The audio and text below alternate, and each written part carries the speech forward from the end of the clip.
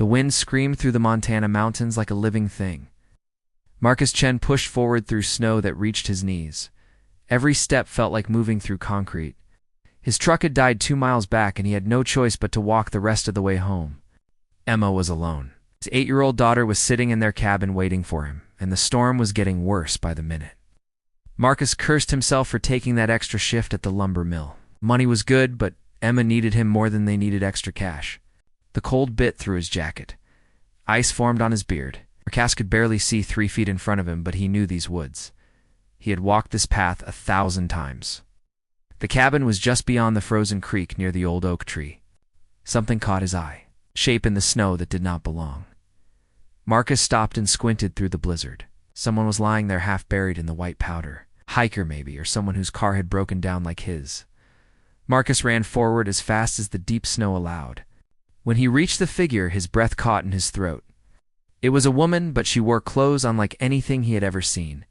The fabric looked like metal and crystal woven together. It shimmered even under the layer of ice that covered it. Her face was pale. Too pale. Marcus pulled off his glove and checked for a pulse. Still alive, but barely.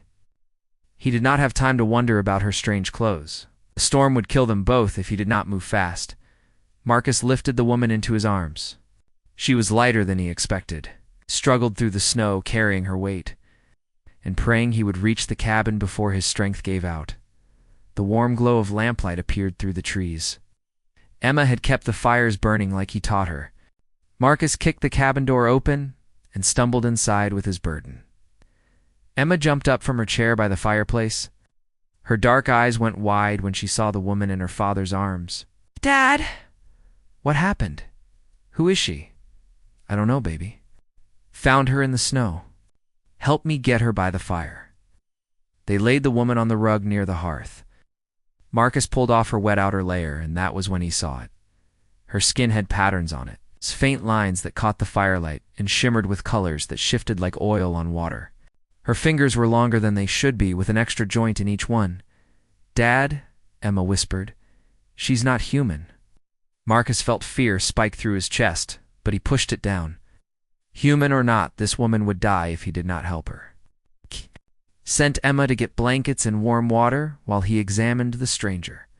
There was a wound across her side, a deep cut that glowed with soft blue light. The edges of the injury looked burned. Whatever had hurt her had used some kind of energy weapon. Marcus had no idea how to treat something like this, but he cleaned it as best he could and wrapped it with bandages. The woman's eyes opened. They were violet, deep purple like storm clouds at sunset. She looked at Marcus and then at Emma, who had returned with the blankets. The woman tried to speak, but the sounds that came out were musical and strange. Then something impossible happened. The words translated in Marcus's mind. He heard the alien sounds but understood them as clear as English. "Thank you," the woman said. Her voice was weak. "You saved my life. Who are you?" Marcus asked. "What are you?" "My name's Lyria. I come from far away." "Very far. Others may come looking for me. I'm sorry to bring danger to your home." Emma moved closer despite Marcus trying to hold her back. The girl stared at Lyria with wonder instead of fear. "Are you from space?" Emma asked. Lyria managed a small smile. "Yes, little one. From the stars." "That's so cool," Emma breathed. "Emma, get back," Marcus said. He felt torn between fascination and terror. This was real. An actual alien was lying on his floor, bleeding light instead of blood. Lyria reached out slowly and touched Emma's hand. The girl did not pull away. Lyria's eyes widened as if she felt something surprising. "Remarkable," Lyria whispered. Then she looked at Marcus. "Your daughter is special, more than you know." Before Marcus could ask what that meant, Lyria's eyes closed again. Her breathing became shallow. Marcus checked her pulse and found it still beating but very weak. Covered her with blankets and added more wood to the fire. Emma sat nearby, refusing to leave. "Is she going to be okay, Dad?" "Don't know, baby." "I hope so." The storm raged outside. Marcus went to the window and looked out into the darkness. Then he saw them. Lights in the sky. Not stars, but something moving. bright spots that cut through the blizzard and swept across the mountainside like searchlights. "Dad," Emma's voice was small. "What's that?" Marcus did not answer because he did not want to scare his daughter, but he knew someone was looking for Lyria, someone with technology that could fly through storms that grounded human aircraft. Emma came to stand beside him. She took his hand. "Lyria told me something," Emma said quietly. "When she touched my hand, she said she's a queen and that bad people took her throne. She said she came to Earth looking for something lost a long time ago." Marcus looked down at his daughter and then at the unconscious alien by their fire. He thought about the lights in the sky and the wound that glowed blue and the impossible fact that his quiet life had just become very complicated. "Go pack a bag," Marcus said. "Just in case we need to move fast." Emma nodded and ran to her room. Marcus stood at the window watching the lights search the mountains. He had no idea what he had brought into his home. He did not know if he had saved an angel or invited the devil inside. But Emma was not afraid, and that meant something. His daughter had good instincts. She saw wonder where Marcus saw danger. The lights moved closer. Marcus locked the door and checked his hunting rifle. Whatever came next, he would protect his family. Human or alien, it did not matter. No one would hurt Emma while he still drew breath. Outside, the storm continued to howl. Part 2. Healing and Secrets Morning came slowly.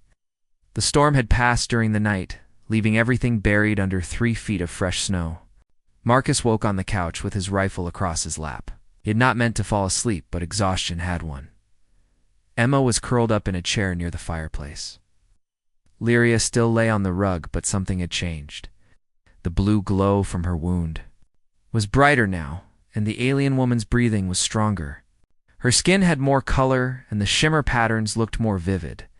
Marcus stood and stretched his sore muscles. He walked to the window and looked outside. No tracks in the snow, no ships in the sky. Maybe the searchers had moved on, or maybe they were just waiting. "Good morning, Marcus." He spun around.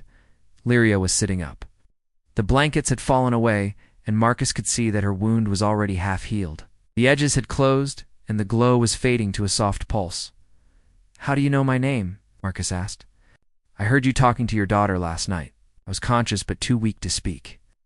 Lyria looked at Emma, who was still sleeping. She has a beautiful spirit, pure and bright. Marcus moved between Lyria and his daughter without thinking. The alien woman noticed and raised her hands in a peaceful gesture. "I mean you no harm. You saved my life. Among my people, that creates a debt of honor that can never be repaid." "Who are you really?" Marcus asked. "Emma said something about you being a queen." Lyria stood slowly. She moved with grace that seemed almost like floating. "I am Empress Lyria of the Valdrani Collective. Or I was, until my own military commander betrayed me and took my throne. I barely escaped with my life." She walked to the window and looked out at the snow-covered mountains. "My escape pod crashed near here. I was trying to reach it when the storm caught me. Without your help, I would have frozen to death." "Why come to Earth?" Marcus asked. "Why not go to your own people?" "Because Sarkith controls the fleet. Most of my loyal followers are scattered or in hiding. I came here searching for something my people left behind long ago." Lyria turned to look at him. "We visited Earth thousands of years before your recorded history. We did not conquer or colonize. We simply explored, and we left behind traces of ourselves and some humans." Marcus felt cold that it had nothing to do with the weather. "What kind of traces? Genetic markers? Small pieces of Eldrani biology woven into human DNA? Most humans who carry these markers never know. The traits stay dormant. But sometimes, in very rare cases, they activate." Lyria looked at Emma again. "Your daughter carries the strongest markers I have ever seen in a human." "No," Marcus said immediately. "Whatever you're thinking, the answer is no. I'm thinking nothing, except that Emma is remarkable. With training, she could learn to use abilities that my people spend decades developing." Emma stirred and opened her eyes. She saw Lyria standing and smiled with pure joy. "You're better. I was so worried." Lyria knelt down so she was at Emma's level. "I am better because of you and your father. You have a kind heart, Emma. Can you really fly through space?" Emma asked. "Do you have cities in the clouds? What's your planet like?" Lyria laughed. The sound was musical and warm. "Yes, we can fly through space. As we have cities that float in the sky held up by technology you would call magic. My homeworld has 3 moons and oceans that glow at night with living light. Emma's eyes were huge. She peppered Lyria with questions, and the alien Empress answered them all with patience. Marcus watched his daughter come alive in a way he had not seen since her mother died. Emma had always been curious about everything, but grief had dimmed that light. Now it blazed again. "I want to fly," Emma said suddenly. "That's my dream. I want to fly like the eagles, over the mountains. I draw pictures of wings all the time." Lyria looked at Emma with an expression Marcus could not read. "May I see your drawings?" Emma ran to her room and came back with a stack of notebooks. Page after page showed wings in every style. Bird wings, and dragon wings, and mechanical wings. Emma had been drawing them for years. Marcus had always thought it was just a phase, but seeing all of them together, he realized how deep this dream went. Lyria studied each page carefully. When she finished, she looked at Marcus. "Your daughter does not just dream of flying. She dreams of freedom, of breaking limits. This is a very Veldrani trait. What does that mean?" Marcus asked. "Among my people, the ability to manipulate gravity is the most honored gift. Those who master it can fly without ships or wings. They move through space itself as easily as you walk on ground." Lyria touched Emma's shoulder gently. "I believe Emma has the potential to learn this.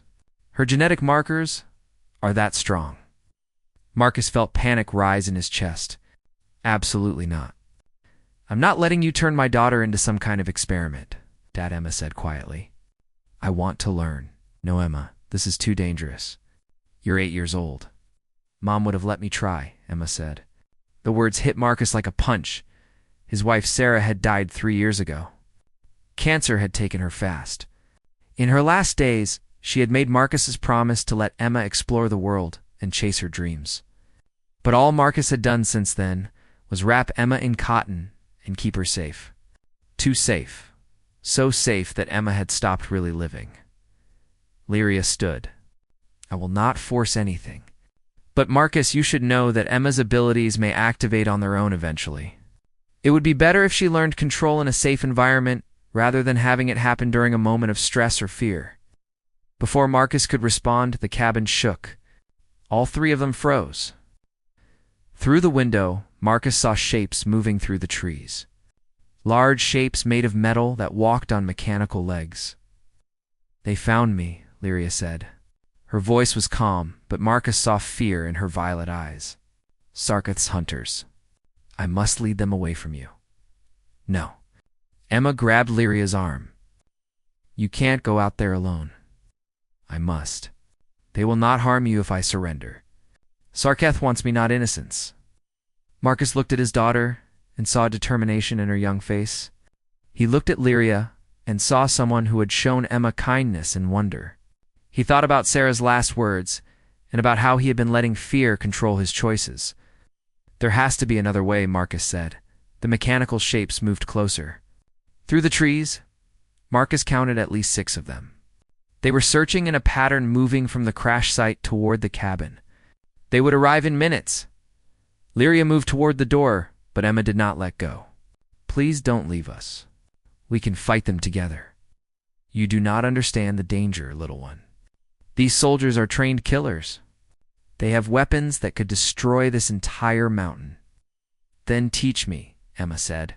Her voice was strong despite her tears. "Teach me to use whatever's inside me. Right now." Lyria looked at Marcus. He saw the question in her eyes. Permission or refusal? This moment would define everything that came after. Marcus thought about protection versus growth, safety versus living, fear versus faith. He nodded. "Teach her." Part 3. The choice of Lyria moved fast. She pulled a small crystal device from her clothing and pressed it into Marcus's hand. "If I do not survive, take this. It contains everything Emma needs to know about her heritage and abilities. Wait until she is older to give it to her. You're not going to die," Emma said fiercely. The mechanical hunters were close enough, now that Marcus could hear their footsteps crunching through the snow. Heavy rhythmic sounds like giant metal heartbeats. Through the window, he counted 8 of them, forming a circle around the cabin. "There is no time to teach you properly," Lyria said to Emma, "but I can try to help you feel what is inside you. Close your eyes." Emma obeyed. Lyria placed her hand on the girl's forehead. "Gravity is everywhere. It pulls everything down to the earth. But it is not a wall. It is more like water. You can learn to swim through it." Marcus watched his daughter's face. Emma's expression shifted from concentration to surprise. "I feel it," Emma whispered. "It's like invisible threads connecting everything." "Good, now pull on one of those threads, gently, just to see what happens." Emma's brow furrowed. Nothing happened for a moment. Then a cup on the table lifted an inch into the air. It wobbled and fell back down with a clatter. "I did that," Emma said with wonder. "I made it float." Lyria smiled, but there was sadness in it. "You have natural talent that surpasses anything I have seen. With years of training, you could become greater than any Veldrani master. But we do not have years. We have minutes," a voice boomed from outside. It spoke in that same musical language, but the translation came harsh and cold. "Empress Lyria, we know you are in there. Come out, and we will spare the humans. Resist, and everyone dies." Marcus grabbed his rifle. "How many shots would it take to bring down one of those machines?" "More than you have bullets," Lyria said. "Their armor is designed to withstand plasma weapons. Your primitive firearms will barely scratch them." "We have to try something," Marcus said. "No." Lyria walked toward the door. "I will not let you die for me. You gave me one more night of life. That is gift enough." Emma's eyes snapped open. "No. You're not going out there. Emma, please understand. This is the only way. I don't accept that." Emma's voice was strong. "Too strong for an 8-year-old? You told me I have power inside me. You showed me how to feel it. Now I'm going to use it." Before anyone could stop her, Emma walked to the window. She placed her small hands on the glass and stared out at the mechanical hunters. Marcus moved to pull her back, but Lyria grabbed his arm. "Wait," the Empress whispered. "Something is happening." Emma's skin began to glow. Faint patterns appeared like the ones on Lyria's skin, but brighter. The air around the girl shimmered. Marcus felt his hair stand on end as if lightning was about to strike. "Emma, baby, are you okay?" Marcus asked. "I'm better than okay, Dad. I can see everything." All the threads Lyria talked about. They're everywhere, and they're all connected. Emma's voice had changed. It had an echo to it, like she was speaking from inside a tunnel. "And I can pull them." One of the mechanical hunters exploded. Not from weapons fire, but from the inside. Its metal frame crumpled inward, as if crushed by an invisible fist. The other hunters stopped moving. Marcus saw their weapons swivel toward the cabin. "Emma, stop," Lyria said urgently. "You are pulling too much too fast. Your body cannot handle this much power." But Emma did not stop. Another hunter crumpled, then another. The girl was breathing hard now, and sweat ran down her face despite the cold. Blood began to drip from her nose. "Emma, please," Marcus begged. He tried to grab her, but the shimmer around his daughter pushed him back gently, but firmly. "I won't let them take Lyria," Emma said. "I won't let them hurt my family."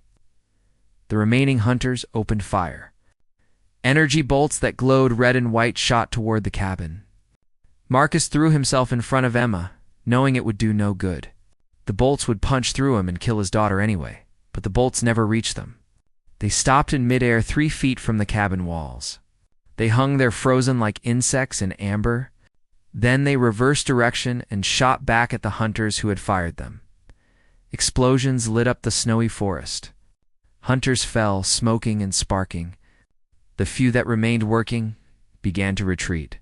Then a new shape appeared. This one was twice the size of the others. It had more weapons and heavier armor. The main command unit. A figure stepped out of the large machine. It was humanoid, but clearly not human. Taller than Marcus by a foot, with the same shimmer patterns as Lyria, but darker. The figure wore armor that looked like it was made from starlight. "Impressive," the figure said. Its voice was male and carried easy confidence. "A human child doing what takes our people decades to learn. Sarkith will want to study her, Commander Sarkith." Lyria said coldly. You come yourself this time. Too cowardly to trust your machines? I prefer to handle important matters personally, my dear Empress. Sarkith smiled, but there was no warmth in it. Come with me peacefully, and I promise the humans will live. I will even let you keep your dignity. You can announce your retirement, and I will rule in your name. No one needs to know about the coup. Lear. You will kill them the moment I surrender. That has always been your way, Sarkith shrugged. Perhaps, but you will never know unless you try. And really, what choice do you have? The child's power is impressive, but uncontrolled. She will burn herself out in minutes. Then you will all be helpless. Marcus looked at Emma. His daughter was shaking now. Her glow was flickering like a candle in wind. Blood ran from both nostrils, and her eyes had a glazed look. She was at her limit. Emma, stop, Marcus said gently. You did amazing, but you need to rest now. Can't stop, Emma gasped. He'll hurt you if I stop. Lyria moved to stand beside the girl. She placed her hand on Emma's shoulder. Together, then, you and I share the burden? Lyria's own glow intensified. She and Emma created a connection that Marcus could feel, even without being part of it. The pressure in the room eased, as Lyria took some of the strain from Emma. The girl's breathing steadied. Touching, Sarkith said, but ultimately pointless. You are injured, Lyria. You cannot sustain this. I have reinforcements coming. More hunters, more weapons. This ends one way. Marcus looked at the crystal device Lyria had given him. Then he looked at his rifle. Then he looked at his daughter standing brave against impossible odds. Sarah's voice echoed in his memory. Let her chase her dreams. Let her fly, Lyria, Marcus said. You said you came here looking for something your people left behind. Genetic markers in humans. How many humans have them? Thousands scattered across your planet, but none as strong as Emma. Marcus smiled grimly. Sarkith, you said you have reinforcements coming. So do we. You just don't know it yet. He raised his rifle and fired directly at Sarkith. The bullet sparked off the commander's armor, doing no damage but making Sarkith take a step back. It was not much, but it was something. Human with primitive weapons standing against an empire. You have spirit, Sarkith said. I will make your death quick. He raised a weapon that glowed with terrible purpose. Marcus knew he had seconds left. He looked at Emma one last time. I love you, baby. Your mother would be so proud. Weapon fired. Part 4. The battle for tomorrow time moved strangely. Marcus saw the energy bolt leave Sarkoth's weapon, saw it cross the distance toward him. He thought about Emma and Sarah and all the moments he would miss. Then something impossible happened. Emma screamed. Not in fear, but in defiance. The air itself seemed to tear. The energy bolt stopped inches from Marcus's chest. It hung there vibrating with contained fury. Then it bent. The bolt curved away and shot back toward Sarkith, who barely dodged. Marcus fell to his knees. His heart hammered so hard he thought it would burst. Emma stood beside him, glowing brighter than ever. But now Lyria was glowing too. The two of them together created a field of power that made the cabin walls shake. Impossible, Sarkith said. His confidence had cracked. No human should be able to do this. No child should have this much control. She is not just human, Lyria said. Her voice carried a power Marcus had not heard before. The voice of an empress addressing a traitor. She is the future. The proof that our peoples can become something greater together. Sarkith's expression twisted with rage. She is an abomination. A mistake that must be corrected. He signaled to his remaining hunters, kill them all. The machines opened fire.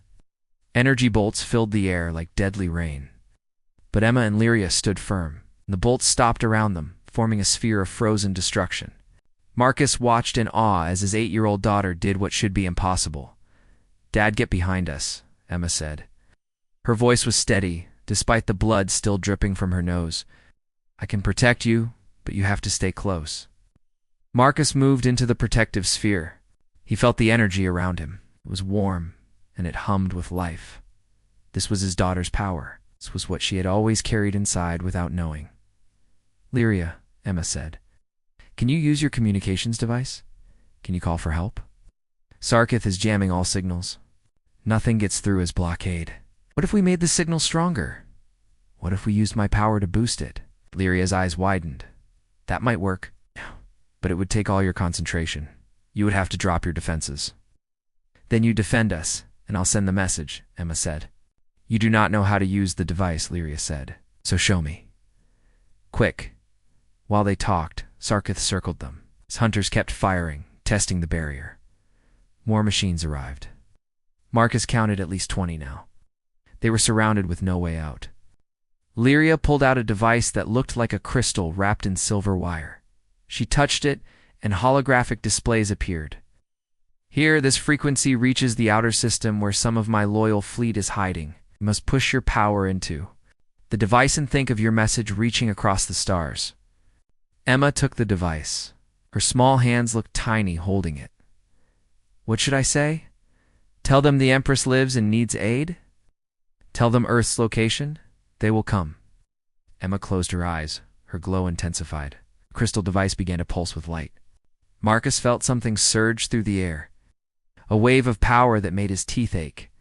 The device exploded with brilliance. Sarkith felt it too. No, shut them down now.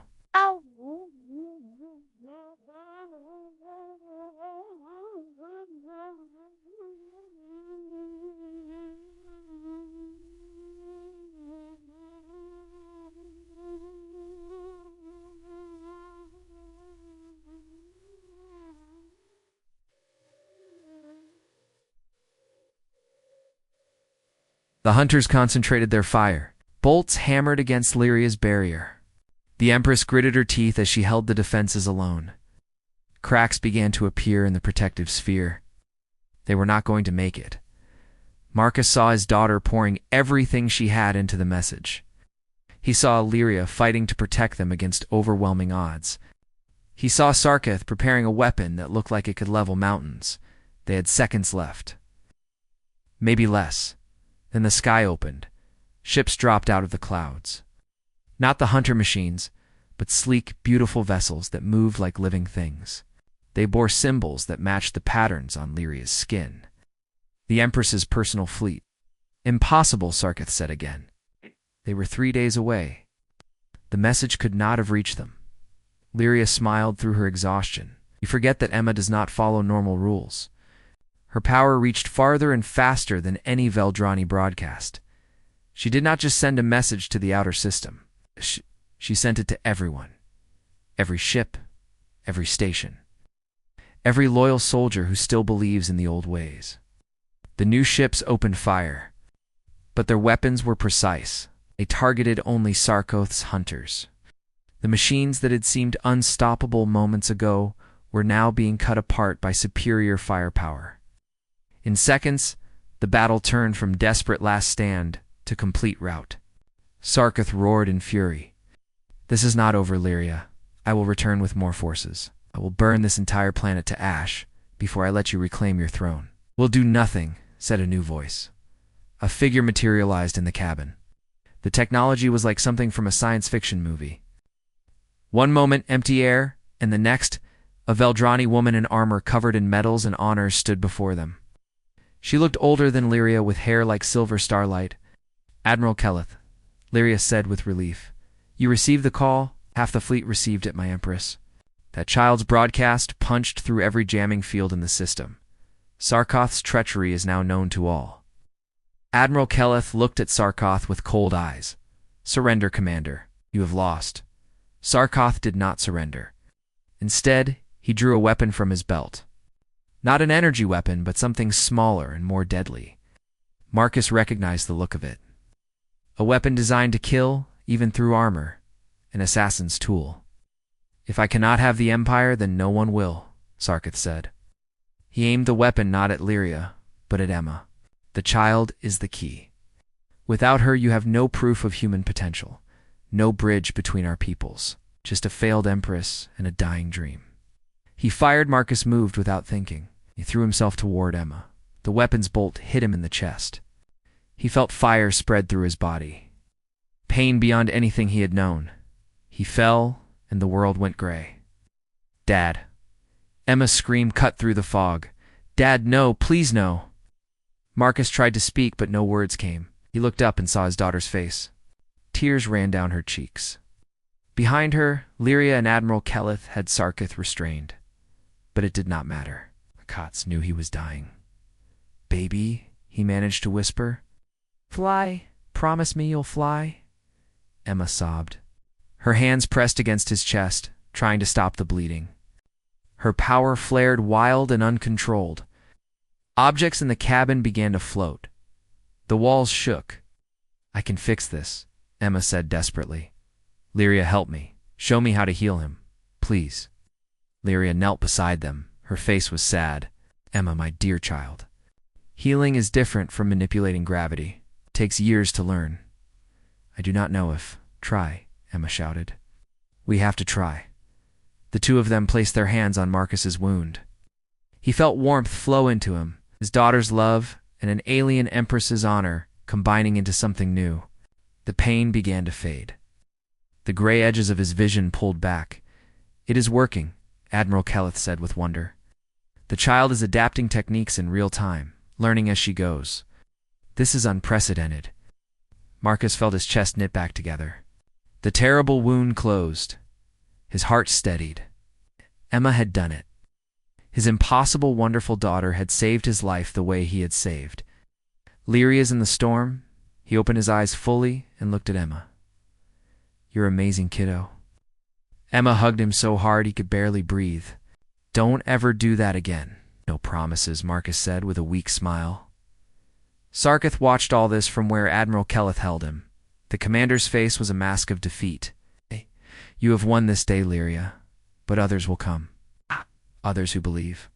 As I do that, humanity is too dangerous to be allowed among the stars." "Then they will learn the same lesson you have," Lyria said. She stood tall, despite her exhaustion. "Humanity's courage and compassion make them our equals." "Emma has proven that today." "What happens now?" Marcus asked as he struggled to sit up. Lyria looked at him with an expression full of gratitude and something else. Something like family. "Now we face the future together." Part 5. Wings and Crowns. 3 days passed. The cabin that had been a refuge became something more, eating place between worlds. Veldrani ships filled the sky over Montana, but they kept their distance. Only the flagship remained in orbit close enough for easy transport. Marcus healed faster than he should have. Lyria explained that some of Emma's power had stayed in his body. Not enough to make him special, but enough to speed his recovery. He was grateful. His daughter needed him now more than ever. Sarkith had been taken into custody. Admiral Keleth promised a full trial before the Veldrani Council. Evidence of his treachery had spread across the Empire. Ships that had followed him out of fear now returned to Lyria's banner. The Civil War was ending before it truly began. But victory carried weight. Lyria stood on the cabin porch looking at the mountains. Marcus joined her with 2 cups of coffee. She had developed a taste for the human drink. "Thank you," Lyria said as she took the cup. "For everything. You saved more than my life, Marcus. You reminded me why I fight for my people. Why compassion matters more than power." "Emma did the real saving," Marcus said. "I just got in the way." "You threw yourself in front of a weapon meant to kill your daughter? That is not getting in the way. That is love in its purest form." Lyria sipped her coffee. "I must return home soon. My empire needs its Empress. But before I go, I want to make an offer." Marcus felt his stomach tighten. He knew what was coming. "Emma has abilities that surpass anything we have ever seen in a hybrid," Lyria continued. "With training, she could become a bridge between our peoples. An ambassador. A symbol of what we can achieve together." She looked at Marcus. "I want to take her with me. Not forever. Just for a time. To teach her properly." "No," Marcus said automatically. Then he stopped. He remembered Sarah's last words. He remembered watching Emma glow with power and purpose. He remembered his daughter standing brave against an empire. Let me talk to Emma first." They found Emma in her room, drawing as always. But now her sketches showed more than wings. She drew starships and alien cities and herself flying between worlds. Marcus's heart broke a little, seeing his daughter's dreams expand beyond what he could give her. "Emma," Marcus said gently, "can we talk?" She put down her pencil. "Is Lyria leaving?" "Yes, but she wants you to go with her. To learn how to use your abilities properly." Emma's eyes lit up. "Really? I could go to space? I could see the cities that float in the sky." "Maybe if you want to." "But Emma, you're only 8 years old." "You would be far from home." "Far from me." Emma's excitement dimmed. She chewed her lip the way she always did when thinking hard. "Would you come with me, Dad?" Marcus had not expected that question. "I don't know if I can, Emma. I have work here. Responsibilities." "But I'm your responsibility," Emma said. "You always said family comes first." "You're right," Marcus said. He knelt so he was at her level. "What if we tried something different? What if you went with Lyria for short visits? A few weeks at a time? You could learn and explore, but you would always come home. Montana would still be your home. I would still be here." Emma thought about this. "Like summer camp, but in space?" "Exactly like that. Would you visit me there?" Marcus looked at Lyria, who had followed them. The Empress nodded. Marcus would be welcome any time. As an honored guest, the father of the girl who saved an empire deserves nothing less. Emma smiled. "Then I want to do it. I want to learn to fly, Dad. For real." Marcus hugged his daughter. "Okay, baby. We'll try it. But if you get scared or lonely, you come home immediately. Deal?" "Deal." That evening, Lyria held a ceremony on the flagship. Veldrani from across the fleet gathered to witness their Empress formally reclaim her throne. But before she did, Lyria called Emma and Marcus forward. "This child and her father saved my life," Lyria said to the assembled crowd. They asked nothing in return. They showed compassion to a stranger and courage against overwhelming odds. This is humanity at its best. If we are to share the stars with them, we must remember this moment. We must remember that honor and kindness matter more than power. She turned to Emma. "I cannot repay the debt I owe you, but I can give you a gift, a way to achieve your dreams." Lyria held out a device that looked like jewelry. Bands of silver and crystal that would wrap around Emma's wrists and ankles. "This is a flight harness. It is designed to work with your natural abilities. With it, you can fly through the sky. Not just manipulating gravity, but truly flying. Free as the eagles you watch." Emma's hands shook as she took the harness. "Is this really for me?" "Put it on," Lyria said. "Let me show you." They went to the observation deck where a force field allowed them to look out at the stars while remaining safe. Lyria helped Emma attach the bands. When the last one clicked into place, they glowed softly. "Now," Lyria said, "remember what I taught you. Feel the gravity. Feel how it connects everything. The harness will amplify your power and give you control. All you must do is choose where you want to go."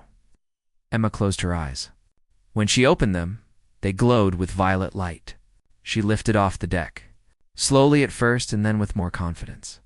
She floated up toward the force field and then along it. She was flying. Really flying? Marcus watched with tears in his eyes. His daughter's dream had come true. The girl who had covered notebooks with drawings of wings now had wings of her own. Not physical ones, but something better. Freedom itself. Emma flew patterns through the observation deck. She laughed with pure joy. The Veldrani who watched applauded. Even Admiral Kelleth smiled. This human child was showing them all what was possible when two peoples came together. After an hour, Emma floated back down. She was exhausted, but happy. That was amazing. "Thank you, Lyria. You're welcome, my dear child. Now you must rest. Tomorrow, your real training begins." The next morning, Marcus stood in the transport bay preparing to return to Earth. Emma would stay on the flagship for 2 weeks to begin her lessons. 2 weeks without his daughter felt like forever, but Marcus knew it was necessary. Emma needed this. "I'll miss you, Dad," Emma said as she hugged him. "I'll miss you too, baby. But this is what Mom would have wanted. She always said you were meant for great things." "I'll make her proud," Emma promised. "I'll make you both proud." Marcus boarded the transport, and watched through the window as it descended toward Earth. The flagship grew smaller above him. Somewhere on that ship, his daughter was beginning a journey that would take her places he could barely imagine. But Emma would come home. She had promised.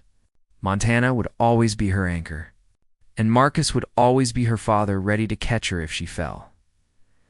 6 months passed. Emma visited Earth regularly. Each time she came home with new skills and new stories. She could fly through the air now as easily as walking. She could move objects with a thought. She had even started learning Veldrani languages and customs. But she was still Emma. She still loved drawing. She still wanted to watch the eagles over the mountains. She still hugged her father every day and told him she loved him. Marcus had changed too. He had visited the flagship several times. He had met Veldrani, who had become friends. He had learned that the universe was bigger and stranger than he had ever dreamed. But it was also filled with good people. Human and alien alike, Lyria kept her promises. She had restored her empire with wisdom and justice. She had begun opening relations with Earth's governments, carefully, slowly, making sure humanity was ready for the truth that they were not alone. Emma was part of that process, a living symbol that the two species could not just coexist but thrive together. On a clear spring morning, Marcus stood outside the cabin. He heard a sound and looked up. Emma was flying toward him. Not in a ship, but under her own power. Her flight harness glowed in the sunlight. She swooped down and landed gracefully in front of him. Hey, Dad. Guess what? Lyria says, I'm ready for advanced training. I might be the youngest person ever to master gravitational manipulation. Human or Veldrani. Marcus smiled. That's wonderful, kiddo. Your mom would be so proud. Emma's expression softened. I think about her every day. I wish she could see this. I think she can, Marcus said. Somehow, I think she knows. They walked into the cabin together. Emma told stories about her week on the flagship.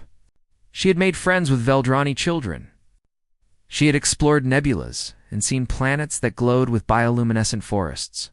She had stood in courts and met ambassadors from a dozen worlds. But she always came home. Because home was not a place.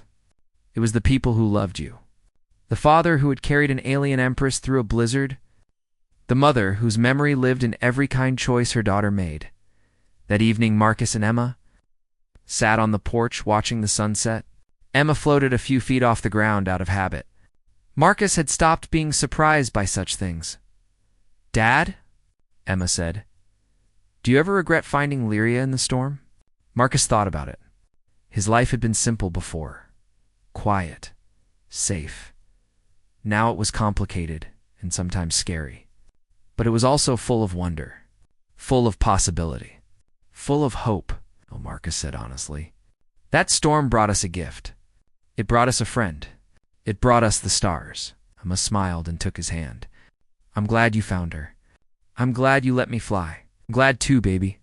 I'm glad too. Above them, the first stars appeared. Somewhere up there, Lyria's empire spanned solar systems. Somewhere up there, humans and Veldrani were learning to build a future together. Somewhere up there, Emma's destiny waited. But tonight she was home, and that was enough. Marcus looked at his daughter floating beside him and thought about the choices that had brought them here. The choice to help a stranger, the choice to trust, the choice to let go even when it hurt, the choice to let Emma fly. Some people got great destinies thrust upon them. Others had to choose them one small decision at a time. Marcus had chosen, Emma had chosen, and together they had changed not just their lives but to entire civilizations. The storm had passed. What remained was hope,